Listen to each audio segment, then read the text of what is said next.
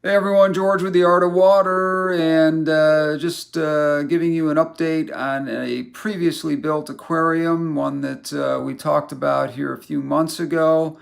A couple of updates on it. We had a little bit of a problem with plants and not getting a very good quality batch of plants in, and as you can see, some of the Rosetta Cardinal has sort of melted down a little bit, and we're going to be replacing that soon.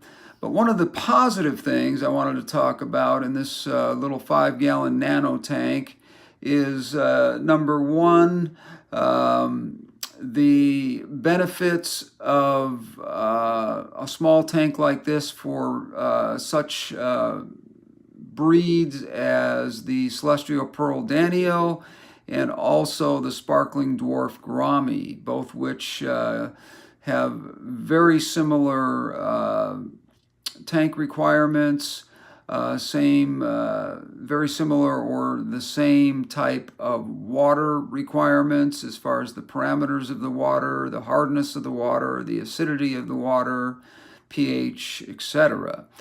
And one of the main things that I wanted to talk about was something that sort of accidentally happened here that has really turned this tank into a very low maintenance nano tank. And again, in the center here, I apologize wholeheartedly for the reflection coming off a window in the back. There just really wasn't much I could do to cover that up, but I hope you can see this clear enough to understand what I'm talking about and see the benefits of what I'm talking about. The one thing that I really want to talk a little bit about is the benefits of water lettuce or other floating plants.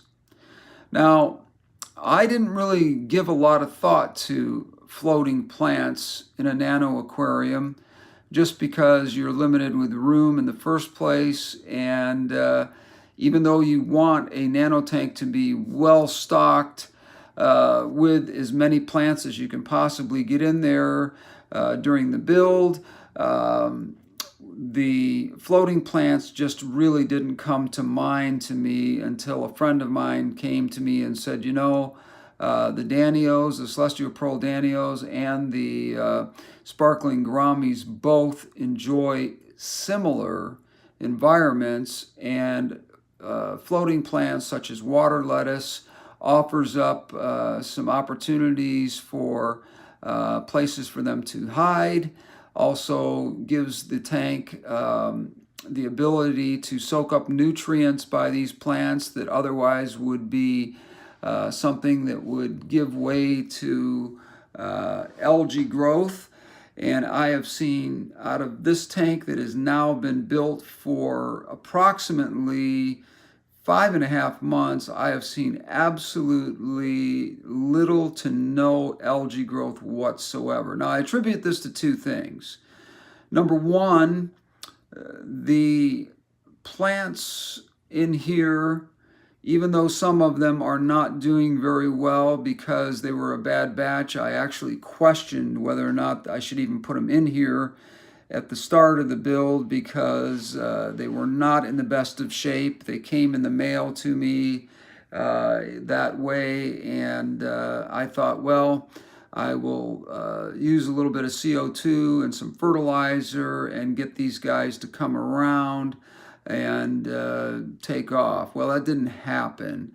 Even with the CO2, which I don't like to run CO2 on a small 5-gallon nano tank like this with fish that are fairly hardy, but still CO2, there's a certain amount of risk with it, and I really just did not want to get involved with that. So I avoided it altogether. I did actually have it set up for about a week, week and a half on here, and just decided that getting up every morning without a solenoid and putting a miniature CO2 Fluval 45G packet on here and trying to dial it in every day just wasn't worth the benefits that I was getting from it.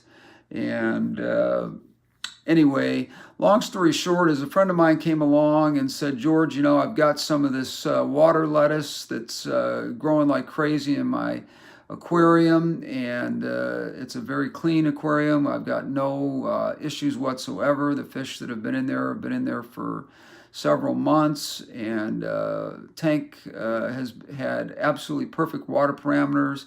I'd like to give you some of this, and you can try it, let it float in your tank, and see how things go.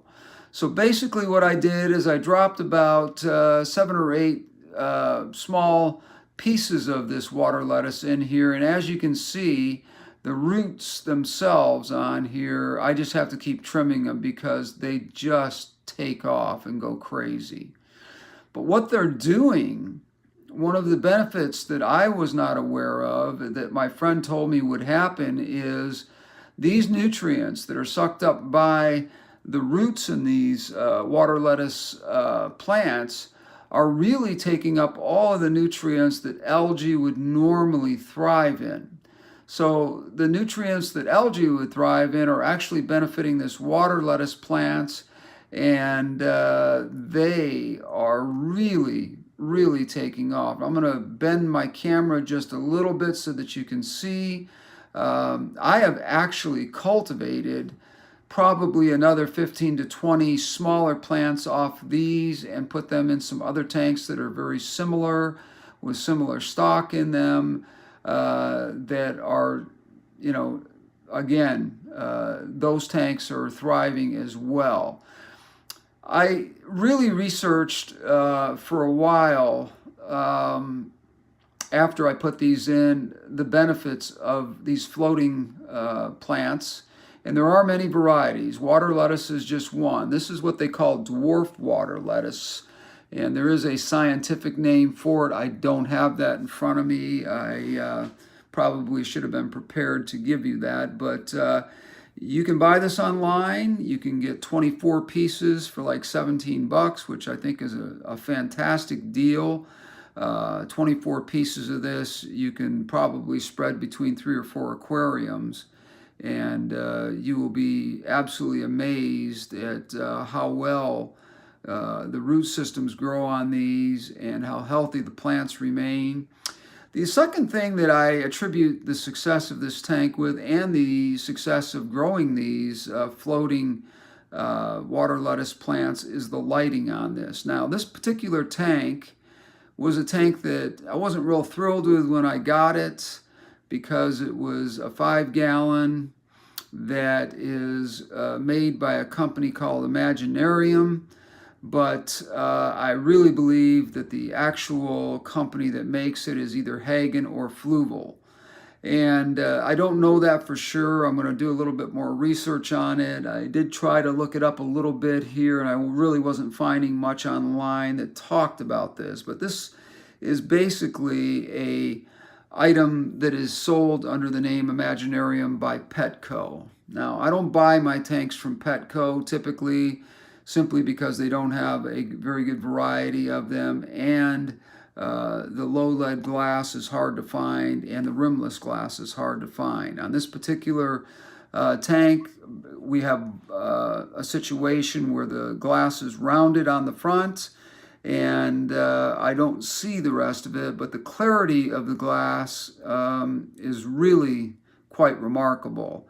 I don't think it is low lead, but for whatever reason, it's been an aquarium that has really offered up some very clear glass for viewing, and basically when you don't have algae growing all over it and those kinds of things, and that's not an issue, then you've got a perfect scenario for a wonderful nano tank that fits in a small office or a small place in your home where you want to bring just a little bit of life in. In this particular case, this is in an office in my home.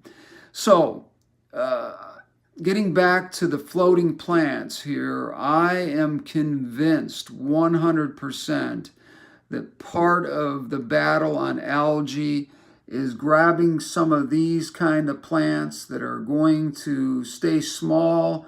Make sure you get the dwarf kinds, or do your research on the other kinds of plants that are floating plants. And there are several varieties out there that people seem to really find helpful in keeping their low light to moderate light plants thriving and keeping the algae down to a minimum.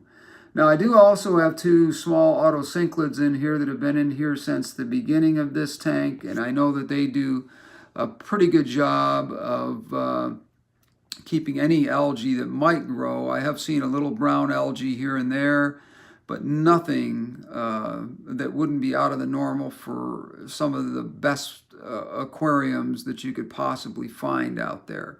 So between the water lettuce growing and helping with keeping algae at bay, and the autocinclids in here, I just think that if you're running a 5 to 10 gallon nano tank, that you're not overly stocking, which I am not in this particular situation, you're going to find that just having some of those shaded areas where the plants offer up a little bit of shade for the other plants in the tank, as well as for the fish that are in here, you're going to find that the combination of the two of those are just going to be remarkably beneficial to a small nano aquarium such as this. Now, the fish in here have only been in here a couple of months. I'm starting to see that the celestial pearl danios, I think I have 6 in here, 3 females and 3 males, which sort of is a good balance because no particular female gets picked on or chased around by one particular male. We've got a good balance on that. So to sum it up, if I were to rate the benefits of this water lettuce plants and what they offer as far as helping keep your algae at bay and keeping the plants in the tank healthy, and the water just absolutely crystal clear, water lettuce is absolutely a must in some of these small nano tanks. They actually give it a little bit of character too. I think that the roots hanging down, even though these need to be trimmed again, really give it an opportunity to offer up a little bit more character in the tank, and give the fish places, like I said, to hide or to hang out in, and some shaded areas, which these fish don't like a lot of light anyway. Celestial danios are slightly shy, so are sparkling gourami, dwarf sparkling gourami, excuse me, both of which are sort of shy fish. They come out and about. They don't have any problem with coming out and about and displaying themselves. They know when it's feeding time. They're just very in tune with what's going on when you're interacting with them. So anyways, that's it for me today on this subject of floating water plants. If you haven't done it, give it a try. See if it helps you out with any algae problems that you might have. I suggest adding these plants into the tank at the time of the build so you don't even have the opportunity for algae to even get started, and overplant it a little bit with the floating plants, and put as much other plants in here or in there as you can possibly get. Now, as I said, there's a little bit of sparseness at the bottom here. We're going to do another update next week. I've got some plants coming in that I'm going to replant, and those plants should take off. And we'll check back in a couple of weeks and kind of give you an update on that to see how we're doing there. Anyways, this is George with The Art of Water. Don't forget to give us a thumbs up. Don't forget to subscribe. And most important of all, if you have comments, leave them and I will get back to you. Anyway, George with The Art of Water, thanks for sharing your time with me and have a great night.